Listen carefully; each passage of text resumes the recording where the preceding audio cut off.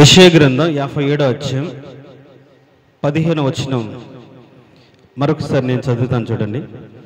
మహాగణుడును మహోన్నతుడును పరిశుద్ధుడును నిత్య నివాసైన వాడు ఇలాగూ సెలవిచ్చుచున్నాడు. ఇంకా నా వైపు చూడాలి. పోయిన వారం మనం ధ్యానం చేసిన అంశం ఎవరికైనా గుర్తుందా? నీతిమంతులు కీడు చూడకుండా కొనిపోబడుచున్నారు. దేవుడు నీతిమంతులకు సిద్ధపరిచిన రక్షణ ఎలాంటిది, వారి పట్ల దేవునికి ఉన్న ప్రణాళిక ఎలాంటిది, మన నీతిమంతులుగా బ్రతుకుతే ఆయన మన జీవితంలో ఏం చేస్తాడు అని ఒక శ్రేష్టమైన సత్యాన్ని పోయిన వారం మనం నేర్చుకున్నాం. ఈ 57వ అధ్యాయంలో మనం చెప్పుకున్న పోయిన వారంలో మూడు రకాలైనటువంటి పరిస్థితులు మనకు కనిపిస్తాయి. ఒకటి నీతిమంతుల గురించి, రెండు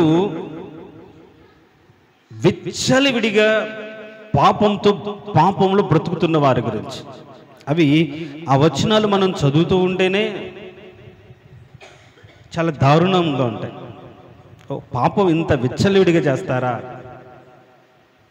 ఇంత భయంకరంగా బ్రతుకుతారా? ఒక మనిషి దేవునికి వ్యతిరేకంగా ఉంటే, ఒక మనిషి దేవుణ్ణి ఎరగకుండా జీవిస్తే, ఒక మనిషి దేవుని ఎదుకు రాకుండా బ్రతుకుతే ఎంత విచ్చలవిడిగా బ్రతుకుతాడో ప్రతి వచనంలో అక్కడ మనం చూస్తాం. ఇది వ్యభిచార సంబంధమైన మాటలు అయినప్పటికీ, కానీ దేవునిని విడిచిపెట్టి దేవునికి ఆజ్ఞలను, దేవునికి సత్యాన్ని, దేవునికి ఉద్దేశాన్ని వదిలిపెట్టి దేవునికి దూరమైన ఏ వ్యక్తి అయినా సరే దాన్ని వ్యభిచారం కిందనే బైబిల్ ప్రస్తావిస్తుంది. శారీరక సంబంధమైన వ్యభిచారం కాదు, కానీ దేవుని కాదనుకొని బయటికి వెళ్ళి విచ్చలవిడిగా ప్రతి వ్యక్తి కూడా దేవుని దృష్టిలో ఒక వ్యభిచారిగానే ప్రస్తావించారు. అందుకని ఇక్కడ వాళ్ళు ఎక్కడెక్కడ ఏ విధంగా పాపిష్టి పనులు చేశారన్నీ కూడా మనం ఎక్కడి నుంచి చదువుతామంటే మూడవ వచనం నుంచి చదువుతాం. అంటూ ఒక మాట అంటాడు, ఇంత విచ్చలవిడిగా బ్రతకడానికి మనుషులు బ్రతకడానికి కారణం ఏంటి అంటూ 11వ వచనంలో కింది మాట ఏమంటాడంటే, బహుకాలము నుండి నేను మౌనముగా నుండినందుననే గదా నీవు నాకు భయపడుటలేదు. ఏంటంట, చాలా కాలం నుంచి దేవుడు ఏం చేస్తున్నాడు? మౌనంగా ఉన్నాడు. అంటే దాన్ని మనం ఎట్లా అర్థం చేసుకోవాలంటే, మీరు కానీ ప్రసంగి గ్రంథం 8వ అధ్యాయం 11వ వచనం, దుష్క్రియలకు తగిన శిక్ష శీఘ్రముగా కలుగపోవుట చూచి మనుష్యులు భయము విడిచి హృదయపూర్వకముగా ఆ దుష్క్రియలు చేయుదురు. చూడండి, పాపము చేసిన వెంటనే, ఒక దుష్క్రియ చేసిన వెంటనే ఏం కలగట్లేదు? శిక్ష కలగట్లేదు. శిక్ష కలగకపోవడం చూసి ఇప్పుడు మనుషులు ఎలా తయారవుతున్నారంటే భయాన్ని వదిలిపెట్టారు, దేవుని పట్ల భయాన్ని వదిలిపెట్టారు. ఒక పని చేసాం, అది పాపిష్టి పని అని తెలుసు, అది దేవునికి విరోధమైన కార్యమని మనకు తెలుసు, దేవుని ఉగ్రత, దేవునికి తీర్పు, దాన్ని బట్టి ఏదో ఒక శాపం వస్తుందని భయం మనలో ఉంది. కానీ ఏమీ జరగల. ఇంకేమొస్తుంది? అప్పుడు ఏమొస్తుందంటే, దేవుడు పట్టించుకోవట్లేదేమో, ఉన్నో లేడో, నిత్యంగా ఇలాంటి పాపిష్టి పని చేస్తే ఏదో ఒకటి జరగాలి కదా, ఏం జరగట్లేదు అని దేవుని పట్ల భయం. అంటే భయం అంటే ఏంటి? లోబడి బ్రతికే ఒక విధానం. దేవుని పట్ల భయం అంటే ఏంటి? దేవునికి లోబడి బ్రతకడం. అందుకని అబ్రహాం గురించి, అబ్రహాము తన కుమారుడైన ఇస్సాకును బలి ఇచ్చిన దానిని బట్టి నువ్వు నమ్మకంగా నేను చెప్పిన మాట విన్నావు అని అనలేదు. ఏమంటున్నాడు? ఇందును బట్టి నీవు నాకు భయపడుచున్నావని నేను ఎరుగుదును. దేవునికి లోబడితే భయపడి ఆయన చెప్పినట్టుగా బ్రతుకుతారు. అది భయపడడం అంటే లోబడి జీవించడం, చెప్పినట్టుగా బ్రతకడం, చెప్పినవి చేయడం, అది భయపడి బ్రతకడం అంటే. అయితే భయం ఉంది, కానీ కొన్నిసార్లు తప్పనిసరి పరిస్థితుల్లో చేయవలసిన ఒక పాపమో, ఒక తప్పో, ఒక మోసమో, ఒక క్రియ చేసిన దాన్ని బట్టి భయం ఉంది, కానీ ఏం జరగల. ఇంకా ఏం జరగకపోవటం చూసి ఏం కాలేదుగా, అయితే చేయొచ్చు అనమాట. సరే, జరిగినప్పుడు చూద్దాంలే అనమాట. మనుషులు దేవునికి దూరం కావడానికి గల కారణం ఏంటి? దుష్క్రియకు తగిన శిక్ష శీఘ్రముగా, అంటే వెంటనే కలుగకపోవటం చూచి, వెంటనే కలగట్లేదు. దాన్ని చూసి మనుషులు ఏం చేస్తున్నారు? భయం వదిలిపెడుతున్నారు. ఇప్పుడు యవనస్తులు ఉన్నారు, ఒకవేళ తల్లిదండ్రులు తెలియకుండా ఏదైనా పాపం చేశారు, దొరకలేదు, తెలియలేదు కాబట్టి ఇంకోసారి, తెలియలేదు కాబట్టి ఇంకా వాళ్ళకి తెలిసిన జ్ఞానం కొద్దీ, తెలివి కొద్దీ, ఆలోచన కొద్దీ ఇంకా చేసి ఇంకా దాంట్లో ఆరితేరిపోయి ఎలా తప్పించుకోవాలో, ఎలా దాన్ని మేనేజ్ చేసుకోవాలో ఆలోచన పెరిగిపోతుంది. దొరికినప్పుడు అన్నట్లుగా. మనసు ఒకసారి దొరికితే కానీ దాని ప్రతిఫలం, మొదట ఏ రోజు నుంచి తప్పు జరిగించామో, దొంగ దొరికాడనుకోండి, ఒక దొంగ దొరికాడనుకోండి, ఎప్పుడు నుంచి దొంగతనాలు చేస్తున్నాడో అవన్నీ కక్కించి దానికి శిక్ష పడతాయి కదా. అలా జరుగుతుంది. మనుషుల యొక్క మనస్తత్వం కూడా చేసిన తప్పుకు వెంటనే శిక్ష కలుగకపోవటం చూచి ఏం చేస్తారు? భయం విడిచి విచ్చలవిడికి పాపం చేస్తున్నారు.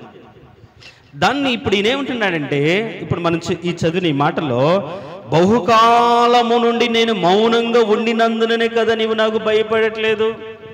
నువ్వు విచ్చలవిడికి తిరుగుతున్నావు, నిష్టానుసారంగా ప్రవర్తిస్తున్నావు, నీకు నచ్చినట్టుగా బ్రతుకుతున్నావు, తప్పని తెలుసు, కరెక్ట్ కాదని తెలుసు, అది వాక్యానుసారం కాదని నీకు అర్థమవుతుంది, కానీ నేను ఏ మౌనంగా ఉన్నాను, ఏ శిక్ష, ఏ తీర్పు, ఏ శాపం, ఏ కీడు నీకు కలగట్లేదు కాబట్టే కదా నువ్వు మౌనంగా ఉంటున్నావు. కానీ నీ క్రియలకు ప్రతిఫలం అయితే కలుగుతుంది. అందుకని దాని కింద వచ్చిన మనం చదువుతాం ఏమని? నీ నీతి ఎంతో నేను తెలియజేసేదను, నీ క్రియలు నీకు నిష్ప్రయోజనములు అవుతాయి అని చెప్తున్నాడు. నువ్వు ఒకరోజు నీ బ్రతుకేంటో, నీ స్థితి ఏంటో ఒకరోజు తెలియచేసే ఒక రోజు ఉంటుంది. కానీ బైబిల్లో ఎందుకు దేవుడు మౌనంగా ఉంటాడు? దేవుడు ఎందుకు వెంటనే తీర్పు రావట్లేదు అంటే, అంతటా అందరూ మారు మనసు పొందాలని ఆయన దీర్ఘశాంతము వహిస్తున్నాడు. సరే, ఈసారి అయినా అర్థం చేసుకుని లోపడతారేమో, ఇంకొకసారి అయినా తప్పు తెలుసుకొని విడిచిపెడతారేమో అని కొన్నిసార్లు దేవుడు మనం చేసిన తప్పులను బట్టి, చేసిన వాటిని బట్టి వెంటనే శిక్షించకుండా ఆయనే దీర్ఘశాంతం వహించి ఓర్చుకుని అర్థం చేసుకొని ఇంకొక అవకాశం ఇస్తున్నాడేమో. కానీ ఆ మౌనాన్ని మనము ఆసరిగా చేసుకుని, అవకాశంగా మార్చుకొని విచ్చలవిడికి పాపం చేస్తే మాత్రం ఒకరోజు ఖచ్చితంగా భయంకరమైన శిక్ష మనము అనుభవిస్తాం. నేను మౌనంగా ఉండిన దాన్ని బట్టే కదా నీవు నాకు భయపడటలేదు. ఇప్పుడు మనము దేవుని పట్ల కలిగిన భయం ఎలాంటిది? ఏ విధంగా దేవునికి లోబడి బ్రతుకుతున్నాం, ఏ విధంగా లోబడి అనుసరిస్తున్నాం? ఏమి కలగట్లేదు కాబట్టి ఏదో పైన కనిపించే విధమైన భయాన్ని కలిగి ఉంటున్నామా? కాదు. దానికి శిక్ష ఖచ్చితంగా అనుభవిస్తాము. కాబట్టి మన వ్యక్తిగత జీవితాల్లో, మన బ్రతుకులో ఒకవేళ తప్పు చేసిన తర్వాత శిక్ష కలగలేదు అంటే నువ్వు సంతోషపడాల్సిన అవసరం లేదు.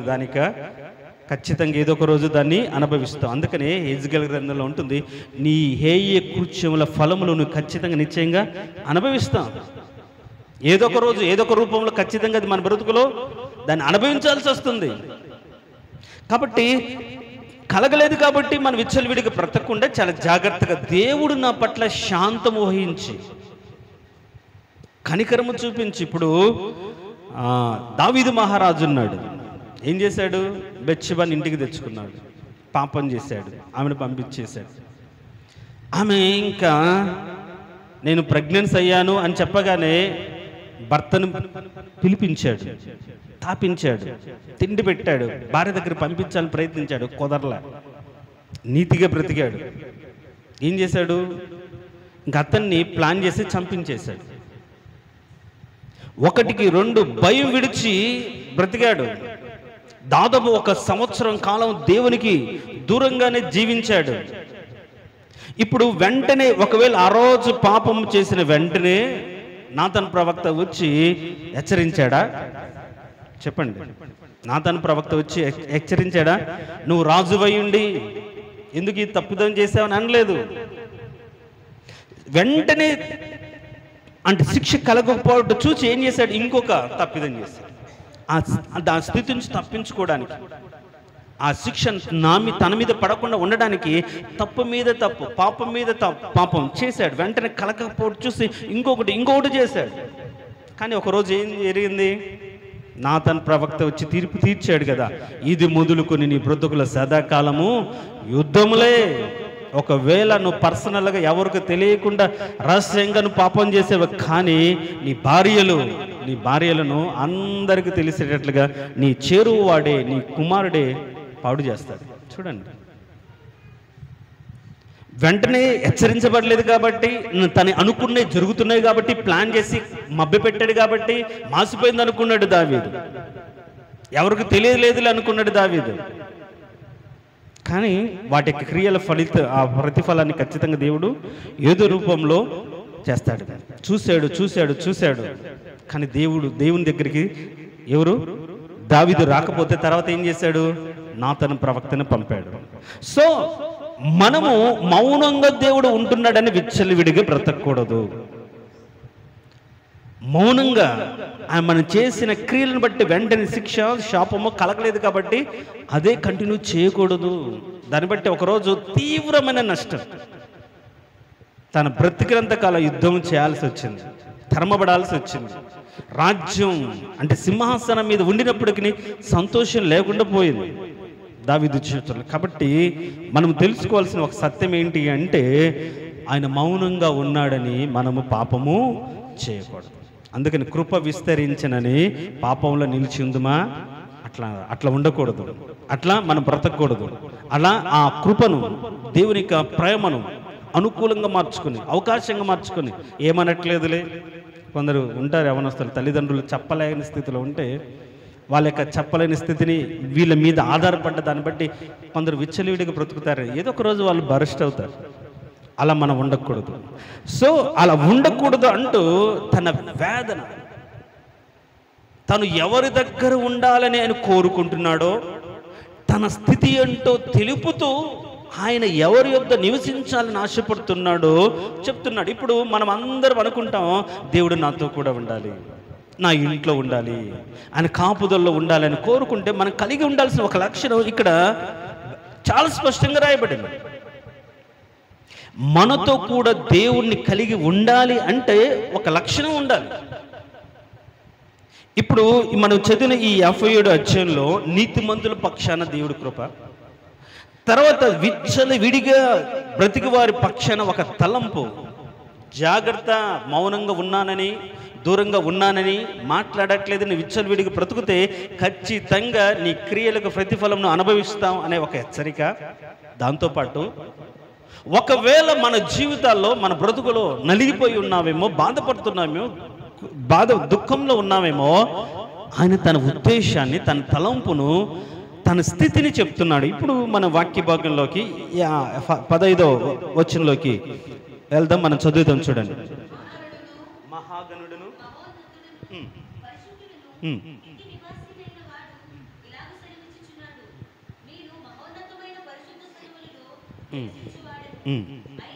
అయినను వినయము గల వారి ప్రాణమును ఉజ్జీవింపచేయుటకు, అక్కడ ఆపి ఫుల్ స్టాప్ చేసి పేజీ తిప్పి, వినయము గల వారి యొద్దను నివసించుచున్నాను అని అది దాన్ని కంటిన్యూ చేద్దాం. దేవునికి స్తోత్రం. హల్లెలూయా. ఇక్కడ 2 రకాలైనటువంటి మనస్తత్వం కలిగిన వారి యొద్ద, 2 రకాలైనటువంటి లక్షణాలు కలిగిన వారి యొద్ద ఆయన నివసించడానికి ఇష్టపడుతున్నాడు. దేవునికి స్తోత్రం. హల్లెలూయా.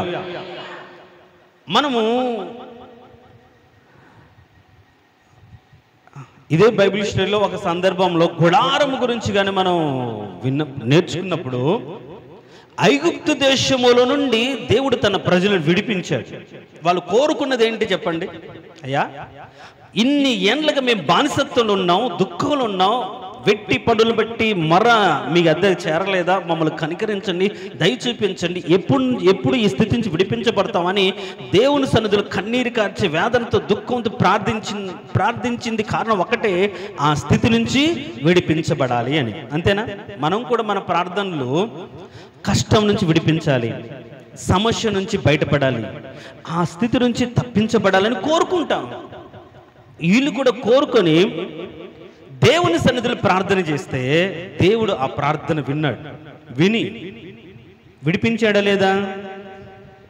ఆశ్చర్యకార్యాలు జరిపించి విడిపించాడు. ఇప్పుడు వాళ్ళ ప్రార్థన దేవుడు విని జవాబిచ్చాడు. విడిపించి వదిలిపెట్టాడా? చెప్పండి, వదిలిపెట్టాడా? వదిలిపెట్టలే. విడిపించడానికి దిగివచ్చి వారితో కూడా నడిచాడు. దేవునికి స్తోత్రం. హల్లెలూయా. ఆయన ఆశ మనతో కూడా నడవడం, మనల్ని నడిపించడం, మన మధ్య కాపురం ఉండడం, మనతో కూడా జీవించడం అనేది దేవునికి ఆశ. అందుకే దేవుడు మానవులను సృష్టించాడు. ఆయన నిర్మించుకున్నది ఎందుకు అంటే, ఆయన యొక్క తలంపులు కలిగి, ఆయన ఆలోచన కలిగి, ఒక ఉన్నతమైన ఆయనలాగా మనము ఒక పరిపాలన చేయడానికి దేవుడు నిర్మించుకుంటే మనుషుడు తప్పిపోయాడు, మనుషుడు దూరమైపోయాడు.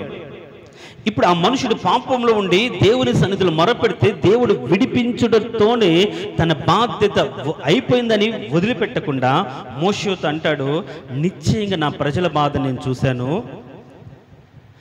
వెట్టి పనులను బట్టి వారు పెట్టిన మొర నా దగ్గరికి చేరింది, అందుకే వారిని విడిపించడానికి దిగి వచ్చాను. విడిపించుటకు మాత్రమే కాదు, వారిని పాలు తేనెలు ప్రవహించే దేశానికి నడిపించడానికి నేను దిగి వచ్చాను అన్నాడు. దేవునికి స్తోత్రం. హల్లెలూయా.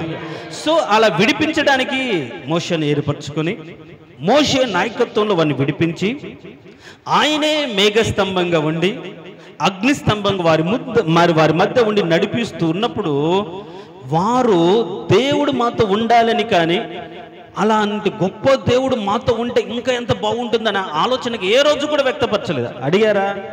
అయ్యా, విడిపించిన దేవా మాతో రావాలని వారు అడిగారా? అడగలేదు. కష్టాలు వచ్చి మొరపెట్టారు, విడిపించావు, మళ్ళీ విడిపిస్తూ ఒక మంచి ప్రదేశానికి తీసుకెళ్ళాలి కదా, సముద్రం దగ్గరకు తీసుకొచ్చావు, వెనక ఎవరున్నారు? ఫరో సైన్యం ఉంది, చుట్టూ అరణ్యం ఉంది, ఇరుకులు పడేసేవేంటని సనిగేరే తప్ప దేవుని కాపుదలను, దేవుని క్రియలు వారు కోరుకోలే. ఆశ్చర్యకార్యాలు చూసిన వాటిని కోరుకోలేదు. కానీ వారితో కూడా ఉండి వారి మధ్యలో అద్భుత కార్యాలు జరిగిస్తూ వారిని నడిపిస్తూ ఉన్నప్పుడు ఆయన అంటాడు, నేను వారి మధ్య నివసించాలి అని కోరుకున్నాడు. దేవునికి స్తోత్రం. హల్లెలూయా. చూడండి, పాపిష్టి మనుషుల మధ్య నివసించాలని కోరిక దేవుని, మనుషులది కాదు. అర్థమవుతుందా? అందుకనేమో దేవుడు అంటే చాలామందికి చిన్న చూపు.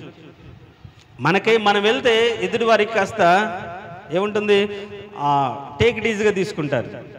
అదే పిలిపించుకోవాల్సి వచ్చిందనుకోండి, వాళ్ళు గౌరవంగా చూస్తారు.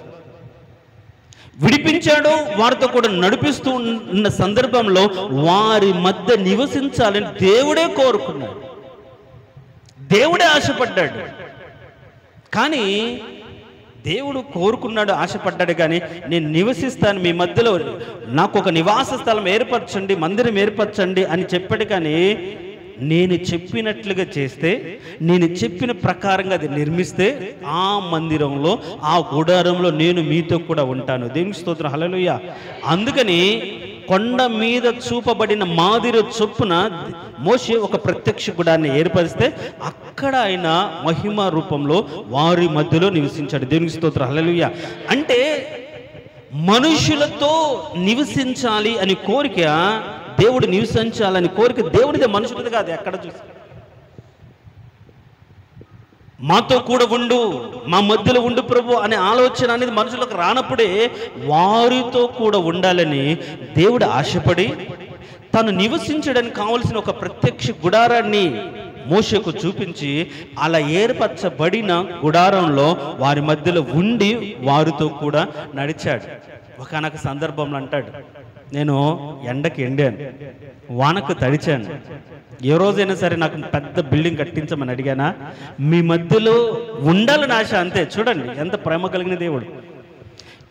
దావీదు మహారాజు ఆ యొక్క ప్రత్యక్ష గుడారానికి ఒక మందిరం కట్టాలి, దేవునికి మందసానికి ఒక మందిరం కట్టాలంటే అంటాడు, 40 ఏళ్ళు అరణ్యంలో నడిచినప్పుడు కానీ ఇక్కడ అనేక చోట్ల వెళ్ళినప్పుడు కానీ ఎక్కడ నాకు కావాలని నేను కోరుకోలేదు. కాని ఆశ అంటే దేవునికి ఆశ ఒకటే, తన ప్రజలతో కూడా ఉండాలి. దేవునికి స్తోత్రం, హల్లెలూయా. తన ప్రజల మధ్య ఉండాలి. చూడండి, దేవుడు కోరుకుంటున్నాడండి తన ప్రజల మధ్య, వారి మధ్య ఉండాలని దేవుడే కోరుకుంటున్నాడు. అయితే ఒక కండిషన్, ఎప్పుడైనా సరే మీరు గుర్తుపెట్టుకోండి, నీతో కూడా దేవుడు ఉండాలంటే నువ్వు కోరిక, ఒకవేళ ఆయన ఆశపడిన దాన్ని బట్టి నువ్వు కోరుకోవచ్చు, కానీ ఆయన నీతో కూడా ఉండాలి అంటే మాత్రం ఆయన చెప్పినట్లుగా నువ్వు చేయాలి. దేవునికి స్తోత్రం, హల్లెలూయా. ఇప్పుడు చూడండి, నేను వారి మధ్యలో నివసించినట్లు నాకు ఒక గుడారం ఏర్పరచమని చెప్పి దేవుడు చెప్పినట్లే గుడారం ఏర్పరిస్తే అక్కడికి వచ్చాడు. అక్కడ వారి మధ్య నివసించాడు. అక్కడ వారి మధ్య నివసించి వారిని నడిపించారు. తన భీకరమైన క్రియలు వారికి చూపించాడు, జరిగించాడు. అలానే మహోన్నతమైన దేవుడు చూడండి తన్ను తాను ఎలా పరిచయం చేసుకుంటున్నాడు.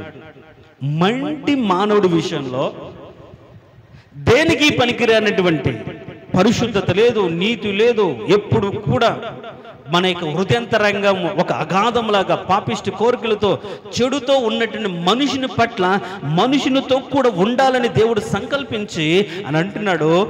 ఆయన మన చదువుని మాటలో మహాఘనుడును, మహోన్నతుడును, పరిశుద్ధుడును, నిత్య నివాసి. చూడండి, తను తాను పరిచయం చేసుకుంటే మహోన్నతుడు, ఆయన యొక్క ఆ స్థితి, ఆ ఉన్నతమైన స్థితి, తర్వాత మహాఘనుడు, తర్వాత పరిశుద్ధుడు. మనం కూడా నిన్నటి విషయంలో మనం చెప్పుకుంటాం, ఆయన పరిశుద్ధుడైన దేవుడు. ఆయన పరిశుద్ధుడైన దేవుడు. పరిశుద్ధత లేకుండా ఎవరు కూడా ఆయన సన్నిధిలో నిలబడలేరు. దేవదూతల్లో సాతాను లోపల పాపం పెంచుకుంది, బయటికి కూడా చెప్పలే, లోపల ఆలోచన వచ్చింది అంతే. ఏం చేశాడు? ఆ పాపం తన హృదయంలో, తన ఆలోచనలో రాగానే దేవుని యొక్క సభాపర్వతంలో ఆ కాలుచున్న రాళ్ల మధ్యలో ఆ దేవుని యొక్క సన్నిధిని ఉండకుండా సాతాను ఎక్కడికి గెంటివేయబడింది. పరిశుద్ధత లేకుండా దేవుని సన్నిధిలో ఏ వ్యక్తి కూడా ఉండలేడు. పరిశుద్ధత లేకుండా ఏ వ్యక్తి ఉండలేడు. సాతాను దానికి దూత గణం అంతా కూడా దేవుని సన్నిధి నుంచి వెళ్ళిపోయింది, గెంటి వేయబడింది. పాపం చేసిన ఎవరు? ఆదాము అవ్వలు కూడా ఒక్క రోజు కూడా ఏదైనా తోట లేరు, నెట్టివేయబడ్డారు. అంటే దేవుని సన్నిధిలో నివసించడానికి యోగ్యత అల్టిమేట్ ఒక్కటే, అది పరిశుద్ధతే. అంతటి పరిశుద్ధుడైన దేవుడు, అంతటి ఆకాశ మహాకాశాలను ఈ విశ్వాన్ని సృష్టించిన మహాగణుడైనటువంటి మహోన్నతుడైన సృష్టికర్తనే మహాదేవుడు, ఆకాశ మహాకాశాలు సైతం పట్టజాలన్నటువంటి గొప్ప దేవుడు ఏమంటున్నాడంటే, అంతటి వాడనైనప్పటికీ, అంత గొప్పవాడినైనప్పటికీ నాకు ఒక ఆశ ఉంది, నాకు ఒక కోరిక ఉంది. ఏంటి అని కోరిక అంటే, ఎవరైతే వినయము గల వారిగా ఉంటారో వారి యొద్ద నివసించాలని ఆశపడుతున్నాను. దేవునికి స్తోత్రం, హల్లెలూయా. సో ప్రత్యక్ష అంటే నిర్గమకాండంలో విడిపించబడిన వారితో కూడా ఉండాలని ఆశపడ్డాడు. వారి మధ్యలో ఉండి నివసించాడు, కార్యాలు జరిగించాడు. అయితే ఇప్పుడు ఆయన కోరిక ఏంటి, ఆయన ఆశ ఏంటి, ఆయన ఆలోచన ఏంటి అంటే, ఎవరైతే వినయము కలిగి ఉంటారో వారి యొద్ద నివసించాలని ఆశపడుతున్నారు. ఇప్పుడు దేవుడు నీతో కూడా ఉండాలంటే నీలో కలిగి ఉండాల్సిన లక్షణం ఏంటి చెప్పండి? నువ్వు ఏమిస్తే దేవుడు నీ దగ్గరికి వస్తాడు? వేలాది విస్తారమైన బంగారం, తైలము, ఏమి ఇస్తే కాదు, డబ్బు ధనం ఏది కాదు, నువ్వు వినయం కలిగి ఉంటే చాలు. ఏంటంట? నువ్వు వినయం కలిగి ఉంటే చాలు. వినయం అంటే ఏంటి? లోబడడం. ఇంకా ఇంగ్లీష్లో దానికి హంబుల్, అనుకువ, తగ్గింపు అనే ఉంది. కొందరు ఉంటారు, ఇంకా తెలుగులో ఒక సామెత ఉంది, ఏంటి? అతి వినయం ఏ లక్షణం? కాబట్టి వినయంలో వాళ్ళ ముందు నటిస్తూ వంగి వంగి దండాలు పెడుతూ నమస్కారాలు చేస్తూ, పిల్లలు సార్ వాళ్ళ ముందు వాళ్ళు ఉండరు, వాళ్ళ దగ్గరికి మాత్రం అబ్బా ఎంతో వినయంగా ఎంతో లోబడినట్లుగా ఉంటారు. అది కాదు. సో దేవుడు నివసించడానికి ఎలాంటి వారి యొద్ద ఉండడానికి ఇష్టపడుతున్నాడు అంటే వినయము గల వారి యొద్ద నివసించడానికి ఇష్టపడుతున్నాడు. సో ఇప్పుడు మనం అర్థం చేసుకోవాల్సిన పాయింట్ ఏంటంటే, ఇప్పుడు నాలో వినయం ఉంది అంటే ఒకవేళ నీ మట్టుకు నీవు తగ్గింపు కలిగి, నీ మట్టుకు మంచి ప్రవర్తన కలిగి, ఎవరిని నువ్వు దూషించకుండా, ఎవరికి కీడు చేయకుండా నీతిగా బ్రతుకుతూ ఉన్నావనే భ్రమలో మనం ఉంటామే. అది కాదు వినయం. వినయము అనే దానికి బైబిల్లో ఒక ఫార్ములా ఉంది, ఒక పద్ధతి ఉంది. ఆ పద్ధతిలో నువ్వు వినయాన్ని దేవుని ఎదుట కలిగి ఉంటే దేవుడు ఖచ్చితంగా నీ ఎద్దుకు వస్తాడు. దేవునికి స్తోత్రం, హల్లెలూయా. చూడండి సామెతల గ్రంథం. వినయం అంటే ఏంటి? వినయం అంటే ఏంటి? ఇప్పుడు కొన్ని మాటలు మనం తేల్చేద్దాం. వినయం అంటే సామెతల గ్రంథం 22వ అధ్యాయం.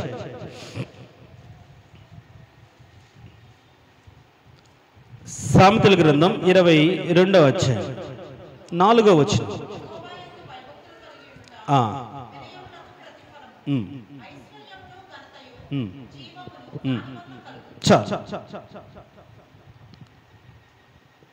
యెహోవా యందు భయభక్తులు కలిగి ఉండుట అంటే అది వినయము యొక్క ప్రతిఫలము అని రాయబడింది. సో ఇప్పుడు వినయము అంటే దాన్ని మనం ఏ విధంగా అర్థం చేసుకోవాలి? యెహోవా యందు భయభక్తులు కలిగి ఉండటము అని అర్థం. నేను భయభక్తులు కలిగి ఉన్నాను అంటే దేవుడు చెప్పినట్లుగా చేశానని కాదు. నేను ఎన్నోసార్లు చెప్తాను, మీకు గుర్తుపెట్టుకోండి. 2 వ్యక్తులు దేవాలయానికి వెళ్ళారు. ఒకడేమో పాపి, సుంకరి, ఇంకొకరేమో పరిసయ్యుడు. నీతిగా ఉన్నాడు, దేవుడు చెప్పినట్లుగా చేశాడు, వారానికి 2 సార్లు ఉపవాసం ఉన్నాడు, దశమ భాగం ఇస్తున్నాడు, అన్నీ చేస్తున్నాడు. కానీ వాడి క్రియలను బట్టి వాడు చేసినటువంటి పనులన్నిటి అన్ని కూడా వాక్యానుసారమైనవే. కానీ ఆ వ్యక్తిని దేవుడు నీతిమంతుడికి తీర్చాడా? లేదు. మరి క్రియలే చేశాడుగా, చెప్పినట్టుగా చేశాడుగా. అంటే దేవుడు కోరుకున్నట్లుగా, దేవుడు ఆశించినట్లుగా అతని బ్రతుకులో ఉన్నటువంటి చెడు ఏంటి? ఎదుటివాన్ని తృణీకరించే తత్వాన్ని, చెడును వదిలిపెట్టకుండా, ఇదిగో ఈ పాపిలాగా లేను, ఈ వ్యక్తిలాగా లేను అంటే మన బ్రతుకులో కూడా ఒక వ్యక్తి చెడ్డవాడిగా, అతని యొక్క క్యారెక్టర్ మంచిది కాదు అని తెలిసినప్పుడు నేను వాడిలా లేను, అలా ఆ స్థితిలో లేను, ఆ గతి లేదు, నాకు ఆ గతి లేదు, ఆ గతి పట్టలేదు, ఇలాంటి తలంపులంతా కూడా నీలో ఒకలాంటి గర్వమే, నీలో ఒకలాంటి ఆ పాపపు ఆలోచన. అది వినయం కాదు. నువ్వు దేవుని దగ్గర వచ్చి, ప్రభువా, దేవా, మహోన్నతమైన దేవుడు అయ్యా, నువ్వు ప్రేమ కలిగిన దేవుడు అయ్యా, నీ కృపను బట్టే ఇలా నేను బ్రతుకుతున్నానయ్యా, నేను ఇలా ఉన్నానంటే అది నీ కృప అని నువ్వు వట్టి మాటలు చెప్పడంలో ఉపయోగం లేదు. నీ వినయం అనేది దేవుని యందు భయభక్తులు కలిగి ఉన్న దాన్ని బట్టి తెలిసిపోతుంది. అంటే ఎన్నోసార్లు చెప్పాను మీకు, మళ్ళీ చెప్తున్నాను. కారణం ఏంటంటే దేవుని యందు భయభక్తులు కలిగి ఉండటం అనే దానికి చాలా సింపుల్గా మనం చెప్పుకుంటాం, అది జ్ఞానానికి మూలం అనేది తెలుసు. కానీ 2-3 మాటలు దేవుని యందు భయభక్తులు కలిగి ఉండడం అంటే 2-3 మాటలు మనం గమనిస్తే చూడండి. అదే 8వ అధ్యాయం, సామెతల గ్రంథం 8వ అధ్యాయం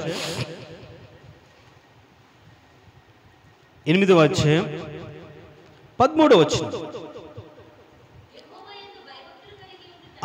యెహోవా యందు భయభక్తులు కలిగి ఉండుట చెడుతనమును అసహ్యించుకుంటే. దేవునికి స్తోత్రం, హల్లెలూయా. అంటే నీవు దేవుని పట్ల ఒక వినయం కలిగిన వాడవు, దేవుని పట్ల ఒక అనుకువ కలిగి లోబడి బ్రతుకుతున్న వాడవు అని దేవుడు ఎట్లా నిర్ధారిస్తాడు?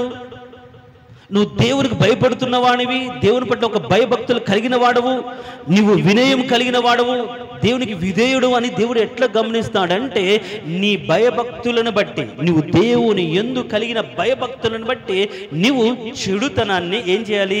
అసహ్యించుకోవాలి, దాన్ని వదిలిపెట్టాలి. ఇంకొక చోట అది విసర్జించుట అంటారు.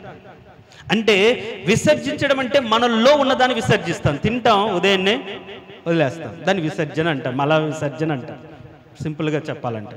అంటే లోపల ఉండి మన శరీరానికి హానికరం చేసేది, అది ఆరోగ్యాన్ని కలిగించింది ఏదైనా సరే విసర్జించాలి. ఒక 3-4 రోజులు కానీ మీరు కానీ వాష్రూమ్ కానీ టాయిలెట్కి వెళ్ళలేదనుకోండి, ఏం జరుగుతుంది? బాగుంటారా? కడుపు ఉబ్బిపోయి ఎంత వేదన పడతారు. ఇంకేమైనా తినాలనిపిస్తుందా? చెప్పండి అమ్మా, జనరల్గా తెలిసిందే కదా, అది చెడేం కాదు, చెప్పుకోవడానికి మాట ఏం కాదు, అర్థం కావడానికి. సో చెడు, హృదయంలో ఉన్న చెడును విసర్జించడం, బయటికి పంపడం, అంతే. హృదయంతరంగాల్లో ఉన్న చెడును విసర్జించాలి, బయట ఉన్న చెడును ఏం చేయాలి? అసహ్యించుకోవాలి. ఇప్పుడు పెంట కనిపించింది అబ్బా అనుకుంటారా? ఆ దాన్ని కూడా పోకుండా ముక్కు మూసుకొని ఏం చేస్తారు? అసహ్యించుకున్నారు. కనిపించింది అనుకోండి, దాన్ని అసహ్యించుకోవడం అంటారు. అయితే దారుణమైన సంగతి ఏంటంటే ఈ అసహ్యించుకునే ఈ చెడు అన్నీ కూడా ఎక్కడున్నాయి? బయట లేవు, లోపల ఉన్నాయి. ఎక్కడున్నాయి? లోపల ఉన్నాయి. చూడండి మీరు కానీ మార్కు సువార్త 7వ అధ్యాయం,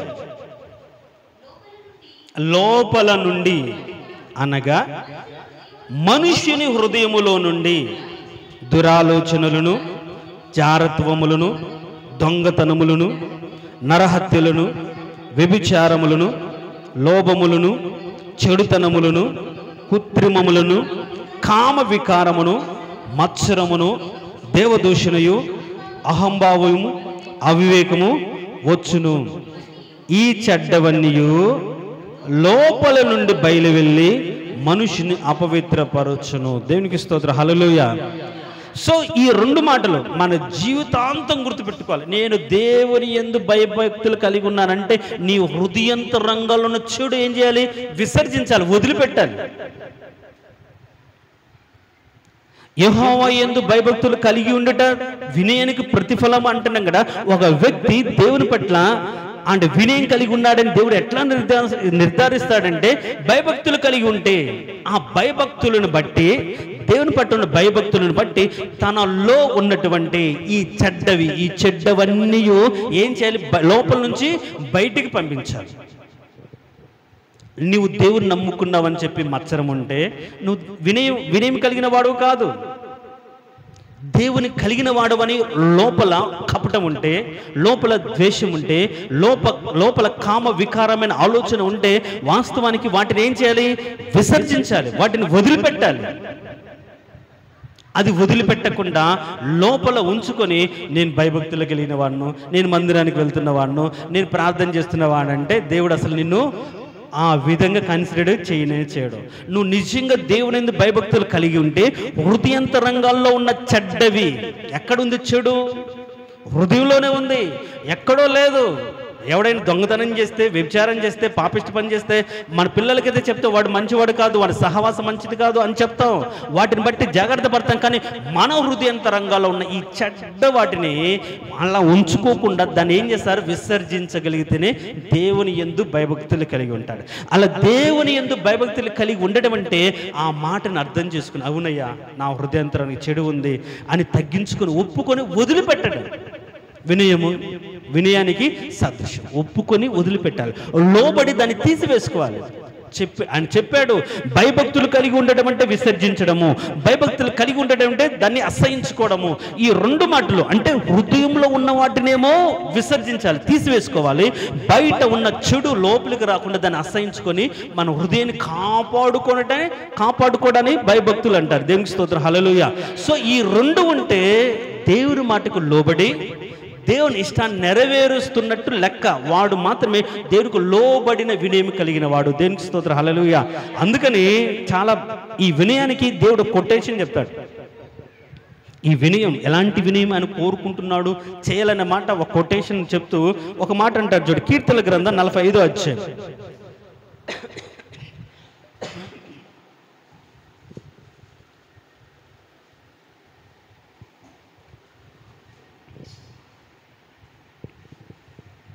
నాలుగో వచనం, కీర్తనల గ్రంథం. సత్యమును వినయముతో కూడిన నీతి. చాలు, ఏంటంట? సత్యమును వినయముతో కూడిన నీతి అని రాయబడింది. అంటే దేవుడు నివసించాలని కోరుకుంటున్నప్పుడు దేవుడు నీ దగ్గర నుంచి ఏం ఆశిస్తున్నాడు? వినయము ఆశిస్తున్నాడు. వినయము అంటే నిన్ను నువ్వు తగ్గించుకొని దేవుని దగ్గరకు వచ్చి మాట్లాడడం కాదు, నువ్వు పరిశుద్ధుడిగా దేవుని కనిపించుకోవడం కాదు. నువ్వు దేవుని దగ్గరకు వచ్చినప్పుడు ఆయన ఏమి కోరుకున్నాడో అని తెలుసుకొని నిన్ను తగ్గించుకొని నీ బ్రతుకులో దానికి ఆయనకు వ్యతిరేకంగా ఉన్నటువంటి వాటిని, ఆయనకు విరోధంగా ఉన్నటువంటిని నీ హృదయంతరంగాల్లో నీ బ్రతుకులో నీ జీవితంలో ఉంటే వాటిని వదిలిపెట్టాలి. తర్వాత బయట నుంచి వచ్చేటువంటి ఏదైనా నీచ నికృష్ణ క్రియలు మనం అంటుకోకుండా జాగ్రత్త పడి అసహించుకున్న వ్యక్తి దేవుని పట్ల భయభక్తులు కలిగి ఉన్న వ్యక్తి. సో ఇలాంటి భయభక్తులు కలిగిన విధానాన్ని ఏమంటారంటే సత్యమును కూర్చున్నటువంటి ఏంటి? నీతియుక్తమైనటువంటి వినయము అంటారు. నీతియుక్తమైనవి అంటే మన వినయంలో, మన తగ్గింపులో, దేవుని పట్ల మన ఉన్న అనుకోను ప్రదర్శించే విషయంలో ఆయన కోరుకున్నట్లుగా, ఆయన ఆశించినట్లుగా, ఆయన చెప్పినట్లుగా మనం ప్రతి ఒక్క శ్రేష్టమైన విధానం ఉంటేనే దాని వినయం అంటారు. లేకపోతే అదేంటి? ధూర్త లక్షణంలాగా ఆయన దగ్గర మందిరంలో రాగానే తగ్గింపు మాటలు, ఆయన దగ్గర రాగానే ఈ మాటలు కాదు. దేవునికి తెలుసు ఎవరు ఎలాంటి వాళ్ళు, ఆయన హృదయాంతరంగాలు ఎరిగిన వాడు. కాబట్టి ఈరోజు దేవుడు నీతో కూడా ఉండాలి అంటే నీవు కలిగి ఉండే లక్షణం ఏంటి? వినయము. సో ఎలాంటి వినయం? చెడుతనాన్ని విసర్జించగలిగే వినయం. ఎక్కడుంది ఈ చెడు? ఎదుటివాడిని ఎంచుతాం, వాడు అలాంటి వాడు, వీళ్ళంటి వాడు, అది ఇలాంటిది, ఇలా అన్ని చెప్తే ఎక్కడో లేదురా స్వామి నీలోనే చెడ్డం. దీన్ని తీసేసుకుంటేనే నువ్వు వినయం కలిగిన వాడవు, దేవునికి లోబడిన వాడవు, దేవుని చిత్తాన్ని తెలుసుకొని ఆ భయభక్తులు కలిగి చెడుతనాన్ని అసహించుకున్న వాడవు. అప్పుడే ఇదిగో నా మాట విని, నా మాట విని నాకు లోబడ్డాడు. మీకు ఒక బెస్ట్ ఎగ్జాంపుల్ చూపిస్తా చూడండి. ఆ వ్యక్తి గురించి మనం చదివితే బహు దుర్మార్గుడు. ఎంత దుర్మార్గుడు అంటే ఒక విగ్రహారాధికురాలిని పెళ్లి చేసుకొని దేశంలోనే ఆమెకు మతాన్ని ప్రకటించే విధంగా భార్య మాట విని లోబడి వదిలేశాడు. అందుకని దేవుడు కూడా నువ్వు చేతగానే వాడివి భార్య మాట విన్నావు అని కూడా అంటాడు. అలాంటి వ్యక్తి ఎప్పుడైతే దేవుడు ఒక మాట చెప్పాడో ఆ మాట విని భయపడినట్లుగా మనం చూస్తాం. చూడండి ఒక మాట, రాజుల మొదటి గ్రంథం 21వ అధ్యాయం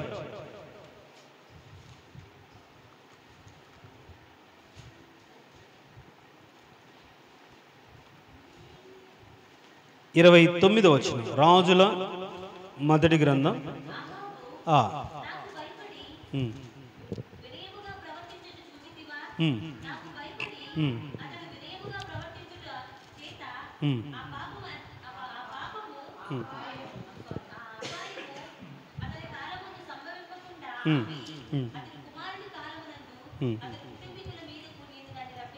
చాలు. ఇక్కడ ఎవరి యొక్క నాబోతు యొక్క ద్రాక్ష తోటను ఆహాబు ఏం చేశాడు? దౌర్జన్యంగా ఆక్రమించుకున్నాడు. పాపం భయపడి చేతకానికి ఉంటే తన భార్య ఎవరు? యెజబెలు దౌర్జన్యంగా ఒక నింద మోపి ఒక అబద్ధ సాక్ష్యాన్ని పెట్టి కొట్టించి చంపించి దౌర్జన్యంగా లాక్కుంటే ఏలి చెప్తాడు, నువ్వు చేసిన పని కరెక్ట్ కాదు. ఏమని చెప్తాడంటే చూడండి ఒక మాట, 21వ వచనం, 21:21లో నేను చదువుతాను. యెహోవా దృష్టి కీడు చేటుకు నిన్ను నీవే అమ్ముకొని ఉన్నావు గనుక నీవు నా చేతులు చిక్కితివి. అందుకు యెహోవా ఇలాగ సెలవిచ్చెను, నేను నీ మీదికి అపాయం రప్పించేదను, నీ సంతతి వారిని నాశనం చేతును, అల్పులేమి ఘనులేమి ఇశ్రాయేలులో ఆహాబు పక్షమున ఎవరునూ లేకుండా పురుషులందరూ నిర్మూలం చేతును. ఇశ్రాయేలు వారు పాపం చేయుటకు నీవు కారకుడై నా కోపం పుట్టించుతూ గనుక నెబాతు కుమారుడైన యెరోబాము కుటుంబమునకు అహియా కుమారుడైన బేష కుటుంబమునకు నేను చేసిన నీ కుటుంబమునకు చేదుని యెహోవా సెలవిచ్చుచున్నాడు అని చెప్పి ఏం చెప్తున్నాడు? ఇజ్రాయేల్ ప్రాకారముతో కుక్కలు యెజబెలును తినివేస్తాయి, పట్టణంలో చచ్చు ఆహాబు సంబంధికులు కుక్కలు తినివేస్తాయి, బయట భూములు చచ్చు వారిని ఆకాశ పక్షులు తినివేస్తాయి. నీ భార్య అయిన యెజబెలు ప్రేరేపణ చేత యెహోవా దృష్టికి కీడు చే తను అమ్ముకుని ఆహాబు వంటి ఎవరు లేడు అని ఎప్పుడైతే చెప్పాడో ఆ మాట వినగానే ఇప్పుడు ఆహాబు ఏం చేశాడు చూడండి 27వ వచనంలో, ఆహాబు ఆ మాట విని తన వస్త్రములు చింపుకొని గోనెపట్టె కట్టుకొని ఉపవాసం ఉండి గోనెపట్టె మీద పరుండి వ్యాకుల పడుచుండగా. చూడండి, ఒకప్పుడు దుర్మార్గుడే, ఒకప్పుడు చాలా నికృష్టమైన పనులు చేసిన, కానీ దేవుని ఒక మాట సెలవిచ్చిన తర్వాత, దేవుని వాక్ అతని దగ్గర వచ్చిన తర్వాత భయపడి గజ్జ గజ్జ గజ్జ గజ్జ వనికి రాజు అయినప్పటికీ తన స్థితిని వదిలిపెట్టి గజ గజ వనికి ఆ స్థితిని బట్టి భయపడి ఎప్పుడైతే తను తగ్గించుకొని గోనెపట్టె కట్టుకొని దేవునికి లోబడ్డాడు. అంటే ఇక్కడ ఏం చేశాడు? చేసిన తప్పిదాన్ని బట్టి పశ్చాత్తాపపడి పాపాన్ని ఒప్పుకొని దాని నుంచి బయట పడుటకు దేవుని సన్నిధికి వచ్చి ప్రాధేయపడ్డాడు. అందుకని అంటాడు, ఆహాబును చూచితివా నాకు భయపడి, ఏమంటున్నాడు? నాకు భయపడి వినయముగా ప్రవర్తించుట చూచితివా. వినయమును ప్రవర్తించుతా అంటే ఎప్పుడైతే వినయము అంటే వినయం అంటే ఏంటి? దేవునికి లోబడి చేసింది తప్పని తెలుసుకొని పశ్చాత్తాపపడి దాన్ని వదిలిపెట్టి దేవునికి దగ్గరకు వచ్చి ఆయన శరణు కోరినట్లుగా మనం చూస్తాం. కాబట్టి మనము వినయము గల వారము అంటే ఆయనకు భయపడి మనలో ఉన్న పాపాన్ని ఒప్పుకొని వదిలిపెట్టాలి. అప్పుడే అలాంటి వారిని వినయము గల వారిగా దేవుడు లెక్కిస్తాడు. ఆయనకు భయపడకుండా, ఆయన మాట వినకుండా, నీ విచ్చలవిడిగా బ్రతుకుతూ, నీ ఇష్టానుసారంగా బ్రతుకుతూ దేవుని మందిరానికి వచ్చి అయ్యో ప్రభు అని తగ్గింపు మాటలు ప్రస్తావించినంత మాత్రాన నేను ఎంతటి వాడినయ్యా, ఈ లోకం నా బ్రతుకు ఎలాంటిదయ్యా అని నువ్వు కల్లిపుల్లి మాటలు చెప్తే మనుషులు ఒకవేళ మభ్యపడతారేమో, కానీ దేవుడు అట్లా ఆ మాయోపాయాలను బట్టి ఆయన అంటే మోసపోయేవాడు కాదు. వినయము గల వారి యొద్ద నివసించడానికి ఆయన ఇష్టపడుతున్నాడు. అందుకనే ఈ వినయాన్ని గురించి, ఈ పాపిష్టి జీవితం నుంచి వదిలిపెట్టి వినయముగా దేవుని సన్నిధిలో బ్రతకాలని పౌలు అనేక సందర్భాల్లో ప్రస్తావిస్తారు. కొన్ని మాటలు మనం చూసి మనము ఎంతటి వినయాన్ని కలిగి ఉన్నామో, దేవుణ్ణి ఈరోజు మన బ్రతుకులో కలిగి ఆయన సన్నిధి కలిగి బ్రతకడానికి వినయం కలిగి ఉండాలి అని తెలుసుకుంటూ ఎలాంటి వినయం కలిగి ఉండాలో ఒక మాట చూద్దాం. చూడండి, ఎఫెసీయులకు రాసిన పత్రిక అపోస్తలుడైన పౌలు 4వ అధ్యాయం 2వ వచనం.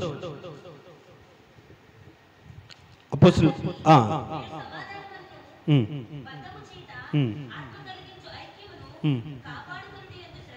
శ్రద్ధ కలిగి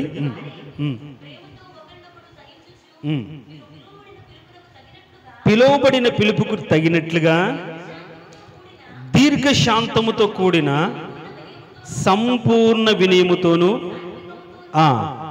చాలు చాలు చాలు. ఇప్పుడు మనం పిలుపు ఉంది కదా, దేవుడు మనం పిలిచాడు కదా, ఈ పిలుపుకు తగిన నడక ఏంటంటే సంపూర్ణ వినయముతో సాత్వికంతో నడుచుకోవడం. అంటే నీ సంపూర్ణ వినయం అంటే ఏంటి? పాపాన్ని పరిత్యజించి పాపాన్ని వదిలిపెట్టి బయట ఉన్న పాపాన్ని అసహించుకొని దేవునికి లోబడి బ్రతకడమే సంపూర్ణ వినయం. ఎప్పుడైతే అలాంటి వినయాన్ని మనం ప్రదర్శిస్తామో ఈ వినయం వలన దేవుడు వారి యొద్దకు వచ్చి వారిని ఉజ్జీవింపజేసి, అంటే వాళ్ళు ఉన్న స్థితి నుంచి వారిని బలపరిచి దేవుడు దీవించి హెచ్చింపజేసి వారికి ఏమనుగ్రహిస్తాడు? ఘనత ఇస్తాడు, ఐశ్వర్యం ఇస్తాడు, తర్వాత ఏంటి? జీవమునిస్తాడు. అందుకని మనం చదివిన సామెతల గ్రంథంలో యెహోవా యందు భయభక్తులు కలిగి ఉండట ఏంటి? వినయము ప్రతిఫలం, ఘనతయు, ఐశ్వర్యము, జీవము దాని వలనే కలుగును అంటాడు. వినయము కలిగిన వారికి. అందుకనే ఇప్పుడేంటి అంటే వినయం కలిగిన వారు హెచ్చించబడతారు. వినయ మనస్కుడు ఘనత నొందును అని బైబిల్లో రాయండి. ఎవరైతే అంటే భయభక్తులు కలిగి పాపాన్ని వదిలిపెట్టి దేవుని పట్ల వినయం కలిగితే ఆ వినయం కలిగిన వారిని దేవుడు ఏం చేస్తాడంటే హెచ్చిస్తాడు, అభివృద్ధి పరుస్తాడు. దానికి బెస్ట్ ఎగ్జాంపుల్ ఎవరు అంటే దావీదు మహారాజు. మనం చెప్పుకున్నాం. ఆయన బాల్యం చాలా నికృష్టమైనది, చాలా నీచమైనది. అందరూ కూడా దూరంగా పెట్టారు, కుటుంబం దూరంగా పెట్టింది, వెలివేయబడినట్టుగా. తల్లి కొడుకు ఒక అంటే ఊరి చివరలో ఎక్కడో బ్రతికినట్టుగా మనం చూస్తాం. అయినా తన ప్రవర్తన జాగ్రత్తగా కాచుకొని, దేవునికి భయపడి, లోబడి, తగ్గించుకొని, దేవుని పట్ల భయభక్తులు కలిగి ఉన్న దాన్ని బట్టే ఆయన ఏం చేయబడ్డాడు? హెచ్చించబడి. ఘనత వచ్చిందా లేదా? అందుకని గొర్రెల దొడ్డిలో నుంచి ఎక్కడికి వచ్చాడు? సింహాసనానికి. అంటే ఈరోజు నువ్వు హెచ్చించబడాలి అంటే, నువ్వు దీవించబడాలి అంటే ఏదో చేయాల్సిన అవసరం లేదు. మనస్ఫూర్తిగా నీ హృదయంతరంగాలను పాపాన్ని వదిలిపెట్టి మళ్ళీ తిరిగి పాపం చేయకుండా జాగ్రత్త పడి ఆయన బలిష్టమైన రెక్కల నీడ క్రింద మనము దీన మనస్కులమై ఉంటే చాలు. మనల్ని ఏం చేస్తాడు? తగిన కాలమందు హెచ్చిస్తాడు. దేవునికి స్తోత్రం, హల్లెలూయా. అందుకే నలిగిన వారిని అనేది వచ్చేవారం, నలిగిన వారి యొక్క స్థితి ఇదిలో అనేది. సో ఇప్పుడు వినయము కలిగిన వారిని ఉజ్జీవింప చేయడానికి వారి యొద్దకు వచ్చి నివసించే దేవుడు. మరి మన జీవితాల్లో పాపాన్ని వదిలిపెట్టి హృదయంతరంగాల్లో ఉన్న శాపం అంటే దేవుడు మన ఎద్దుకు రావట్లేదు, మనతో కూడా నివసించట్లేదు అంటే ఒక్కటే మీరు గుర్తుపెట్టుకోవాలంటే, ఇంకా నీలో వదిలిపెట్టని పాపం ఏదో ఉంది. అసహించుకుని పాపాన్ని ఏదో నువ్వు కోరుకుంటున్నావు, బయట నుంచి పాపాన్ని కోరుకుంటున్నావు, లోపల పాపాన్ని వదిలిపెట్టకుండా అట్లా బ్రతుకుతున్నావు. కాబట్టి దేవుడు నీ ఎద్దుకు రాకుండా దేవుడు దూరంగా ఉన్నాడు.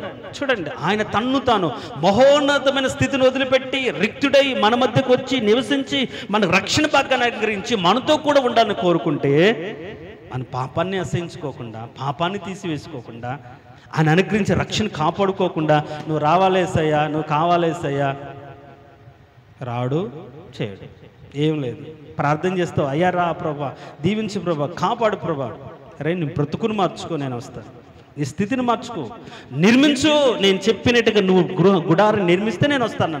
ఆ విధంగానే ఈ గుడారాన్ని, ఈ ఆత్మ సంబంధి గుడారాన్ని మనం ఆయన చెప్పినట్లుగా నిర్మించుకోగలిగితే దేవుడు మన మధ్యకు వచ్చి మనతో కూడా నివసిస్తాడు. ఆయన ఆశ అది, మన మధ్యలో నివసిస్తాడు, మనతో కూడా ఉండాలని కోరుకున్నాడు. కాబట్టి వినయము గల వారి యొద్ద నివసించడానికి ఇష్టపడిన దేవుడు. మరి ఆ వినయం మనలో బ్రతుకులో ఉందా? లేకుంటే అతి వినయం ఉందా? అంటే పైకి కనిపించేటట్లుగా వినయంగా నటిస్తున్నామా? మనుషుల యొద్ద నటిస్తున్నామా? లేకుంటే విశ్వాసుల యొద్ద నటిస్తున్నామా? సేవకుడి యొద్ద నటిస్తున్నామా? దేవుని యొద్ద నటించలేం కదా. కాబట్టి ఈరోజు నువ్వు ఘనత పొందాలి అన్నా, నువ్వు హెచ్చించబడాలన్నా, నీ బ్రతుకులో ఆ అంటే ఇప్పుడున్న జీవం నీకు సరిపోవట్లేదు, తిరిగి నూతన జీవం పొందుకొని ఉజ్జీవింపబడి హెచ్చించబడ్డానికి నీ ఎద్దకు ఆయన వస్తే నీ బ్రతుకును ఉజ్జింపజేస్తాడు. అయితే నీలో ఏముండాలి? ఆయన కోరుకున్నటువంటి వినయం ఉండాలి, ఆయన ఆశించినటువంటి వినయము నీ బ్రతుకులో ఉండాలి. అలా ఉంటే నీ ప్రాణమును ఏం చేస్తాడు? ఉజ్జీవింపజేస్తాడు. ప్రాణం ఉంది, జీవం లేదు, ఉజ్జీవం లేదు, సంతోషం లేదు, ఏమీ లేదు. అలా నువ్వు జీవోత్సవంలాగా నువ్వు పడి ఉన్నావేమో, కానీ నీ బ్రతుకుని ఉజ్జీవింపచేసి నీ స్థితిని అక్కడి నుంచి లేపి నీకు ఘనతనిచ్చి, నీకు ఐశ్వర్యనిచ్చి, నీకు ఒక శ్రేష్టమైన బ్రతుకునిస్తాడు. నువ్వు కలిగి ఉండాల్సింది ఏంటంటే పాపాన్ని తీసివేసుకొని, వదిలిపెట్టుకొని, మనస్ఫూర్తిగా అని చెప్పినట్టుగా లోబడి బ్రతికితే చాలు. దేవుడు నిన్ను హెచ్చిస్తాడు. తలలు వంచండి, ప్రార్థన చేసుకో. తలలు ఉంచిన మనం చెప్పబడిన మాటలు, ఈరోజు దేవుడు నాతో ఉంటే నన్ను దీవిస్తాడు, హెచ్చిస్తాడు, ఆశీర్వదిస్తాడు. ఎందుకు ఉండట్లేదు? ఎందుకు నన్ను దీవించట్లేదు? ఎందుకు నన్ను బాగు చేయట్లేదు? ఎందుకు నా బ్రతుకు బాగుపడట్లేదంటే, దేవుడు నీ యొద్ద వచ్చి నివసించడానికి ఆయన కోరిన కోరికను బట్టి నువ్వు నీ బ్రతుకులో ఉన్న చెడుతనాన్ని, పాపాన్ని తొలగించుకోలేకపోతున్నావేమో. యెహోవా యందు భయభక్తులు కలిగి ఉండట వినయమునకు ప్రతిఫలం. వినయం కలిగి ఉంటే నువ్వు దేవుని భయభక్తులు కలిగి ఉన్నావని మాట.